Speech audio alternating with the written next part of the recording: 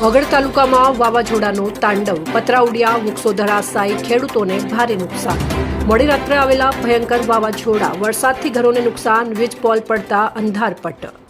બનાસકાંઠામાં મોડી રાત્રે આવેલા ભયંકર વાવાઝોડા અને વરસાદને કારણે વગડ તાલુકા સહિત ખારિયા ગામમાં ભારે નુકસાની સર્જાઈ છે. વાવાઝોડાની તીવ્રતાને કારણે ગામના અનેક ઘરોના પતરા ઉડી ગયા હતા, જ્યારે કેટલાક મોટા વૃક્ષો પણ ધરાશાયી થયા હતા. વાવાઝોડાના જોરદાર પવનથી ખારિયા ગામના રહેણાંક વિસ્તારોમાં આવેલા કાચા પાકા મકાનોના પતરા હવામાં ફંગોળાઈ ગયા હતા. આસપાસના વિસ્તારોમાં વૃક્ષો ઉખડીને પડતા રસ્તો બંધ થઈ ગયા હતા. જોરદાર પવનના કારણે કેટલીક જગ્યાએ વીજ પોલ ધરાશાયી થયા હતા. પરિણામે સમગ્ર વિસ્તારનો વીજ પુરવઠો ખોરવાઈ ગયો હતો. રાતભર અંધારપટ છવાયો હતો. વીજતંત્ર દ્વારા પુનઃસ્થાપનની કામગીરી હાથ ધરવામાં આવી છે. મોડી રાત્રે આવેલી આ કુદરતી આફતને કારણે ખેડૂતોને મોટું નુકસાન થવા પામ્યું છે.